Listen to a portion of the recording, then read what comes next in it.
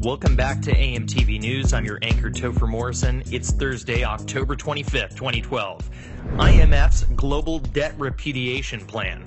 An IMF paper called the Chicago Plan Revisited by Jarmoir Binet and Michael Kumhof details how national debt could quite literally be wiped out by creating public debt-free funds to replace privately created wealth. The plan was originally conceived out of the first private central bank-created bubble burst in 1929, but the fundamentals stretch back to Solon of Athens in 599 BC. Binet and Kumhof argue that private wealth creation is behind the boom and bust or credit cycle trauma. Also, it's behind the concentration of wealth and oligarchy and the commensurate inequalities pervasive throughout. Ultimately, the colossal insolvency seen spreading throughout the developed world, promulgated by privately created wealth, is the root of debt catastrophes as far back as ancient Mesopotamia.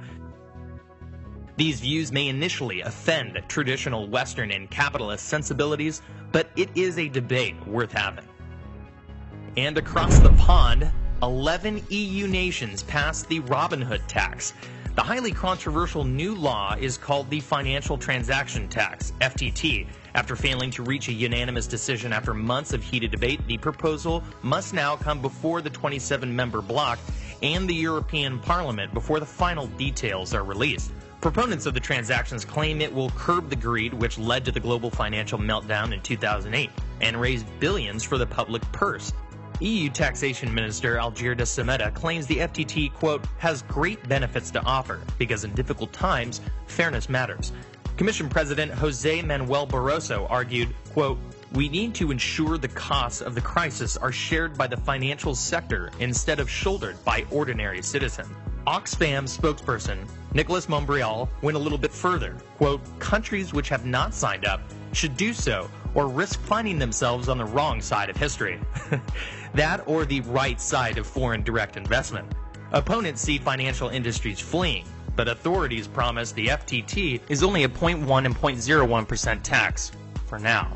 Great, so the gargantuan and shady world of derivatives will be taxed, but so will everything else, and invariably that leads to investors, which last time I checked are ordinary citizens too. Tell you what, I got a shortcut. Instead of ensuring the bailed out along with the prudent are taxed equally, why not try not bailing out banks in the first place? Just a thought. Capturing every corner of the alternative media, watch AMTV News Monday through Friday. In 11 days on November 5th, look forward to the launch of AMTVmedia.com, home of the AMTV network. This is AMTV, the voice of independence.